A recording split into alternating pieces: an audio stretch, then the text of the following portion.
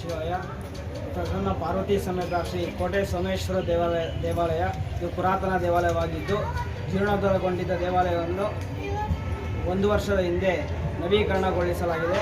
ನವೀಕರಣಗೊಂಡ ನಂತರ ಈ ವರ್ಷ ಪ್ರಥಮ ಶಿವರಾತ್ರಿ ದೇವಾಲಯದಲ್ಲಿ ಹಮ್ಮಿಕೊಂಡಿದ್ದು, ಶಿವರಾತ್ರಿ ಮಹೋತ್ಸವದ ಪ್ರಯುಕ್ತ ದೇವಾಲಯದಲ್ಲಿ ಮುಂಜಾನೆ 5 ಗಂಟೆಗೆ ದೇವರಿಗೆ ಪಂಚಾಮೃತ ಅಭಿಷೇಕ ಹಾಗೂ ರುದ್ರಾಭಿಷೇಕ, ನಂತರ 6:30ಯಿಂದ 9 ಗಂಟೆವರೆಗೂ ಭಕ್ತಾದಿಗಳಿಂದ ಸೋಮೇಶ್ವರ ಸ್ವಾಮಿಗೆ ಹಾಲಿನ ಅಭಿಷೇಕ ನಡೆಯಿತು.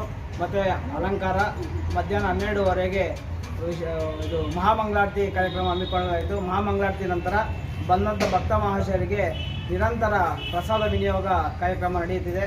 ಮತ್ತು ಸಂಜೆ 6:30ಕ್ಕೆ ದೇವಾಲಯದ ಆವರಣದಲ್ಲಿ ಹರಿಕಥೆ ಕಾರ್ಯಕ್ರಮವನ್ನು ಜಾಗರಣೆ ಪ್ರಯುಕ್ತ ಏರ್ಪಡಿಸಲಾಗಿದೆ. ಮತ್ತು ಸಂಜೆಯಿಂದ 6 ಗಂಟೆ ಮತ್ತು 9 ಗಂಟೆಗೆ ಮತ್ತು ಮಧ್ಯರಾತ್ರಿ 12 ಗಂಟೆಗೆ ಮತ್ತು ನಾಳೆ ಬೆಳಗಿನ ಜಾವ 4 ಗಂಟೆಗೆ ಯಾಮದ ಪೂಜೆ ಅಂತ ಹೇಳ್ಬಿಟ್ಟು ರುದ್ರಾಭಿಷೇಕ ಇರುತ್ತೆ. ಭಕ್ತಾದಿಗಳು ಆಗಮಿಸಿ ದೇವರ ಕೃಪೆಗೆ ಪ್ರಾರ್ಥನಾಗಬೇಕಾಗಿ ಸವಿನಯ ಪ್ರಾರ್ಥನೆ. ಇವತ್ತು ಸಿಡ್ಲಿಘಟ್ಟ ಕೋಟೆ ಸೋಮೇಶ್ವರ ದೇವಸ್ಥಾನದೊಳಗ ಜಾತರದವರು ಕುಟುಂಬದವರಿಂದ ಅಭಿಷೇಕ ಇತ್ತು ಬೆಳಿಗ್ಗೆ. ಮತ್ತು ಮಧ್ಯಾಹ್ನ 12 ಗಂಟೆಗೆ ಮಹಾಮಂಗಳಾರತಿ. ಬಂದ ಭಕ್ತಾದಿಗಳಿಗೆಲ್ಲ ತಿಂಡಿ ವಿನಾಗ ಪ್ರಸಾದ ವಿನಾಗ ಹಮ್ಮಿಕೊಂಡಿದ್ರು.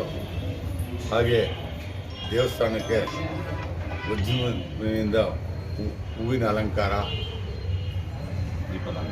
ಇವರು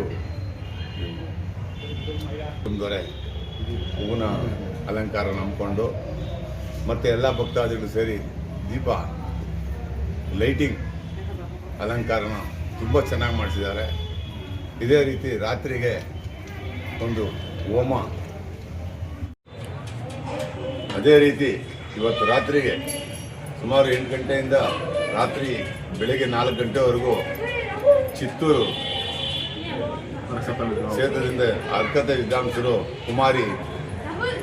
ರತ್ನಕುಮಾರಿಯವರು ಮತ್ತು ಅವ್ರ ತಂಡ ಭಾಗವಹಿಸಿ ತೆಲುಗು ಭಾಷೆಯೊಳಗ ಅರ್ಹತೆ ಮಾಡ್ತಾರೆ. ಅದಕ್ಕೆ ಊರಲ್ಲಿ ಎಲ್ಲ ಭಕ್ತಾದಿಗಳು ಹಾಗೂ ನನ್ನ ಅಕ್ಕಂದರು ತಾಯಂದರು ಬಂದು ಹೆಚ್ಚಾಗಿ ಭಾಗವಹಿಸಬೇಕಂತೇಳಿ ವಿನಂತಿ ಮಾಡಿಕೊಳ್ತೀವಿ.